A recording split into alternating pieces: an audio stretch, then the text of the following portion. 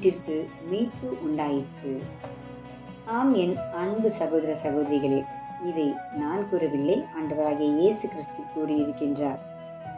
எங்கே, எப்பொழுது, யாரிடம்? லூக்கா நற்செய்திக்கு செவி மடுப்போமா?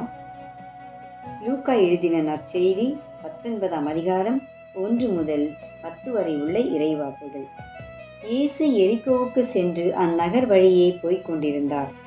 அங்கு சக்கேயு என்னும் பெயருடைய செல்வர் ஒருவர் இருந்தார். அவர் வரி தண்டுவோருக்கு தலைவர். இயேசு யார் என்று அவர் பார்க்க விரும்பினார். மக்கள் திரளாய் கூடியிருந்ததால் அவரை பார்க்க முடியவில்லை. ஏனெனில் சக்கேயு குட்டையாய் இருந்தார். அவர் முன்னே ஓடிப்போய் அவரை பார்ப்பதற்காக ஒரு காட்டு அத்தி மரத்தில் ஏறிக்கொண்டார். இயேசு அவ்வழியேதான் வரவிருந்தார். இயேசு அந்த இடத்திற்கு வந்தவுடன் அண்ணாந்து பார்த்து அவரிடம், சக்கேயு, விரைவாய் இறங்கி வாரும், இன்று உமது வீட்டில் நான் தங்க வேண்டும் என்றார்.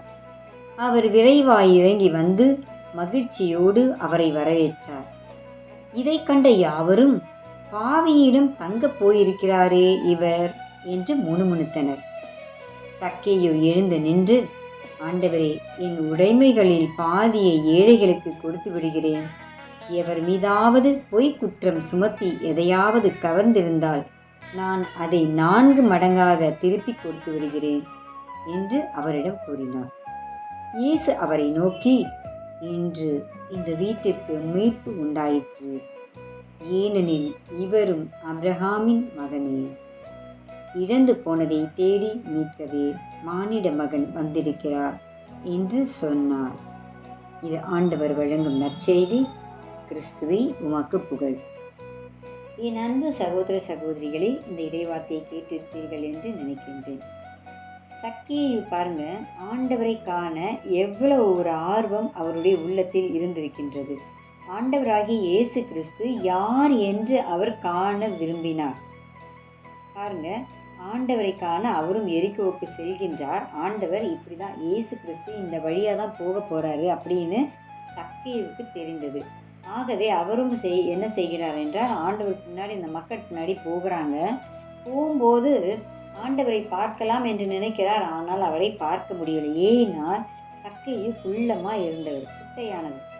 அவர் என்ன பண்ணுறார், ஆண்டவருக்கு முன்னாடி ஓடி போயிட்டு ஒரு காட்டு அத்தி மரம் ஒன்று இருக்கிறது, அதன் மேலே ஏறி உட்கார்றாரு. அதுக்கப்புறம் ஆண்டவர் இந்த வழியாக தானே வரணும், எப்படி நம்ம அவரை பார்த்துடலாம் அப்படின்னு நினச்சிட்டு இருக்கும்போது ஆண்டவர் வருகின்றார். அந்த வழியாக தான் வராங்க. ஏசப்பா அந்த வழியாக தான் வராங்க. வரும்போது பார்க்குறாரு, நேராக போகாமல் நின்றுட்டு அத்தி மரத்துக்கிட்ட நின்றுட்டு அண்ணாந்து பார்க்கின்றார். உள்ளமான ஒரு சக்கேயு, ஒரு மனுஷனை, வட்டிக்கு கொடுக்கிற ஒரு மனுஷனை, பாவியான ஒரு மனிதனை ஆண்டவர் அண்ணாந்து பார்க்கிறார். சக்கேயு, கீழே இறங்கி வா. பாருங்க, எவ்வளோ ஒரு அருமையான ஒரு வார்த்தை. அவர் ஒரு வட்டி கொடுக்கிறவர், ஆனால் ஆண்டவர் அவரை கீழே கூப்பிடுறாங்க, இறங்கி வான். அவருக்கு எல்லாமே தெரியும். சக்கேயு மனமாறுவார். சக்கேயு அவர் ஏழைங்களுக்கு வாங்கின வட்டியை தான் திருப்பி கொடுப்பார். இது எல்லாமே ஆண்டவர் முன்னே அறிந்திருந்தார். உடனே சக்கேயு கீழே இறங்கி வராது. நான் இன்று உன் வீட்டுக்கு வரப்போகிறேன் அப்படின்னு சொல்கிறார். ஒரு வார்த்தை கவனிச்சுக்கோங்க. ஆண்டவர் சொல்கிறாரு, இன்னைக்கு நான் உன் வீட்டுக்கு வரப்போகிறேன். உடனே சக்கேயும் கூட்டிகிட்டு போகிறாரு. கூட்டிகிட்டு போனவுடனே உணவு அருந்த விருந்தெல்லாம் ரெடி பண்ணிருக்கார். எப்படியுமே ஒரு வீட்டுக்கு வந்தால் காஃபி தண்ணி கொடுப்போம் இல்லையா, அது மாதிரி அவரும் ஒரு உபசரிக்கிறார் ஆண்டவரை, ஆண்டவரோட வந்தவங்க எல்லாரையும். உடனே ஆண்டவரோட கூட வந்தவங்கலாம் சீடர்கள்லாம், என்ன இவனே ஒரு பெரிய பாவி, வட்டி கூட்டு பணக்காரனவன், வட்டி கொடுத்து பணக்காரன் வீட்டுக்கு இன்னைக்கு ஆண்டவர் போகிறேன்றாரே அப்படின்னு சொல்லிட்டு முனகிறானுங்க.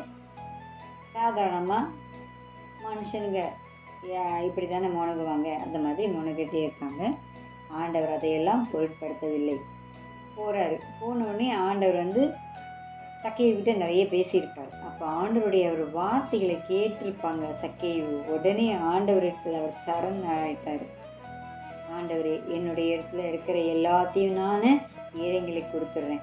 நான் எப்படியெல்லாம் அடித்து பிடுங்கி வாங்கின அந்த வட்டிக்கு வாங்கின அந்த பணத்தை எல்லாம் ஏழைங்களுக்கு 4 மடங்காகவே நான் கொடுத்துட்றேன் அப்படின்னு சொன்னவோ தாமதத்தில் ஆண்டவர் உடனே இன்று உன் வீட்டிற்கு மீட்பு உண்டாயிற்று. யாராலங்க இப்படி சொல்ல முடியும்? நாம மன்னிப்போமா ஒரு பாவிய? நாம மன்னிப்போமா? யாராவது ஒருத்தர் ஏதாவது ஒன்று செஞ்சுட்டா, அவன் என்னை இப்படி பண்ணிட்டான், நான் எப்படி அவனுக்கு மன்னிக்க முடியும்? எனக்கு அவன் துரோகம் செஞ்சிட்டான் அப்படின்னு சொல்லி நாம யாரையும் மன்னிக்க மாட்டோம். ஓகேவா?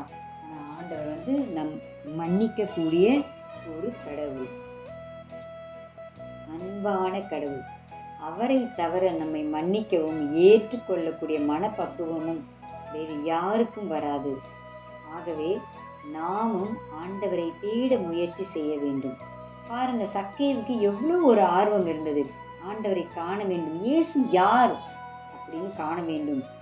ஆனால் நம்ம விவிலியத்தில் வாசித்திருக்கோம், கேட்டிருக்கோம், இயேசு யார், அவர் எவ்வளோ அற்புதங்கள் செய்தார், எவ்வளோ அதிசயங்கள் செய்திருக்கிறார், அவர் எவ்வளோ அற்புதமான வார்த்தைகளை சொல்லியிருக்கிறார், மன கஷ்டத்தை போக்குறதுக்கான ஒரு வழியெல்லாம் நமக்கு சொல்லியிருக்கார். இதெல்லாம் நமக்கு தெரிஞ்சும் நாம் இன்னும் அவர்கிட்ட நம்ம நெருங்கவே இல்லை. அப்போனா நம்ம என்ன செய்யணும்னா ஆண்டவரை நேசிக்க ஆரம்பிக்கணும். சக்கேவை போல ஆண்டவரை ஆர்வமாய் தேட வேண்டும். அவரை போற்றி புகழ்ந்து நம்ம நினச்சோங்களேன், நிஜமாவே நான் அனுபவிச்சிருக்கேங்க ஆண்டவரை. எப்படின்னு கேட்குறீங்களா? நானே ஒரு பெரிய துன்பம்னா இதே மாதிரி தான். கடனுக்கு கடன் வாங்கி வட்டிக்கு வட்டி வாங்கியிருக்கேன், லோன் வாங்கியிருக்கேன் பேங்க் மூலியமாக. அதை கட்ட முடியாமல் ஒரு பெரிய கம்பெனியை ஆரம்பிக்கணும்னு நினச்சி அதெல்லாம் வாங்கி ஆரம்பித்து இழந்து போன நிலையில் ஒன்றுமே இல்லை. கையில் 5 காசு கூட இல்லாமல் என்னோட குடும்பம் இருந்தது. அப்படிப்பட்ட ஒரு குடும்பத்தை ஆண்டவர் இன்று உயர்த்தி வைத்திருக்கின்றார். பாருங்கள், என்னுடைய மகனுக்கும் எப்படி திருமணம் நான் செய்து வைப்பேன் என்று கூட எனக்கு தெரியவில்லை. ஆனால் நடந்தது. அவருடைய கிருபை தான், அவருடைய ஆசி, அவருடைய அருள்.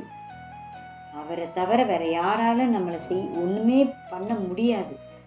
ஆகவே நீங்களும் ஆண்டவராகிய இயேசு கிறிஸ்துவை விசுவசியுங்கள், நம்புங்கள். நிச்சயம் அவர் உங்களுக்கு தருவார். உங்களுக்குள்ள எத்தனை பிரச்சனைகள், கடன் தொல்லை, பாரங்கள், எவ்வளோ துன்பங்கள் இருக்கலாம், வெளியே சொல்ல முடியாத அளவு உங்களுக்கு துன்பங்கள் இருக்கலாம். கணவன் கிட்ட கூட சொல்ல முடியாது, மனைவிமார்கள்கிட்ட சொல்ல முடியாது, பிள்ளைங்க கிட்ட கூட சொல்ல முடியாது. அப்படிப்பட்ட துன்பத்தில் கூட நீங்க இருந்திருக்கலாம், பெரிய மனக்கவலையில் இருந்திருக்கலாம். ஆனால் அதிலிருந்து உங்களை மீட்க இருக்க போகின்றவர் ஆண்டவர் மட்டுமே. இயேசு கிறிஸ்து ஒருவரால் மட்டுமே உங்களுடைய மனக்குழப்பங்களிலிருந்து உங்களை மீட்டெடுக்க முடியும். கடன் தொல்லையிலிருந்து உங்களை மீட்டெடுக்க முடியும். மனபாரத்திலிருந்து உங்களை மீட்டெடுக்க முடியும். உங்களுடைய துன்பங்கள் அனைத்தையும் அவருடைய பாதத்தில் வைத்து விடுங்கள். நிச்சயமாக அவர் உங்களுக்கு ஒரு ஆறுதலாக இருப்பார். உங்கள் குடும்பத்திற்கு அவர் மீட்பு கண்டிப்பாக தருவார். இதெல்லாம் அவருக்கு ஒரு பெரிய விஷயம் அல்ல. இதெல்லாம் அவருக்கு லேசான காரியம். நம்மை மீட்டெடுப்பதற்கு அவருக்கு இது லேசான காரியம். நம்ம துன்பத்தை ஒரு நொடி பொழுதுல அவரால் போக்க முடியும்.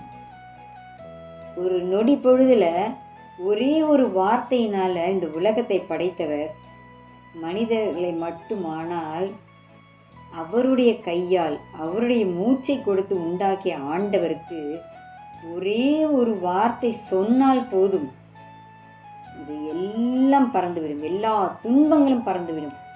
ஆனால் மனிதனை மட்டும் அவருடைய மூச்சு கொடுத்தான் படைத்திருக்கின்றார். ஆகவே நம்மளை ஒருபோதும் அவர் கைவிட மாட்டார்.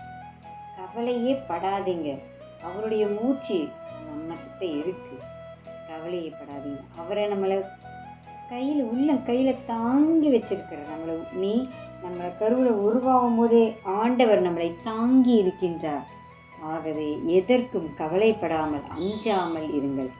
ஆண்டவர் எப்பொழுதும் உங்களை பார்த்து சொல்கின்றார், கலங்காதே, திகையாதே, நான் உன்னோடு இருக்கின்றேன், உன் துன்பங்களை போக்கவே நான் வந்திருக்கின்றேன். பாருங்கள், இது மாதிரி ஒரு வார்த்தையை எந்த மனுஷங்களாலும் சொல்ல முடியாது, எந்த உறவுகளாலும் சொல்ல முடியாது. ஆண்டவர் ஒருவரால் மட்டுமே இந்த இறை வார்த்தையை சொல்ல முடியும். ஆறுதலான வார்த்தையை அவர் ஒருவரால் மட்டுமே சொல்ல முடியும். ஆகவே நீங்கள் எதற்கும் கலங்காமல் திகையாமல் இருங்கள். உங்கள் கண்ணீர், கவலைகள், ஏக்கங்கள் எல்லாவற்றையும் ஆண்டவரிடம் அவருடைய பாதத்தில் வைத்து விடுங்கள். அவர் பாதத்தில் வச்சுட்டு, ஆண்டவரே எனக்கு இவ்வளோ கஷ்டம் இருக்கு, இவ்வளோ கஷ்டம் இருக்குன்னு புலம்பாதீங்க. அதை அவர் பார்த்துப்பாரு. நமக்கு ஒரு நேரம் வரும், ஏற்ற காலத்தில் அவருக்கு நமக்கு எல்லாமே தருவாங்க. அந்த துன்பம் நமக்கு போக வேண்டுமா? அந்த துன்பத்திலிருந்து நம்மளை மீட்டெடுப்போம். கண்டிப்பாக அதுக்கு ஒரு நேரம் வைத்திருப்பார். இந்த துன்பம் எதற்கு? நாம் நினைப்போம் ஆண்டவர் நம்ம சோதிக்கிறார். இல்லை, அது அந்த துன்பம் ஆண்டவர் நம்மளை அன்பு செய்கின்றார். அந்த துன்பத்தை தாங்கக்கூடிய அளவிற்கு தான் நமக்கு துன்பம் வரும். அதை தான் ஆண்டவர் உங்களுக்கு தருகின்றார். அவரிடம் நாம் வர வேண்டும் என்பதற்காகத்தான் இந்த துன்பம்.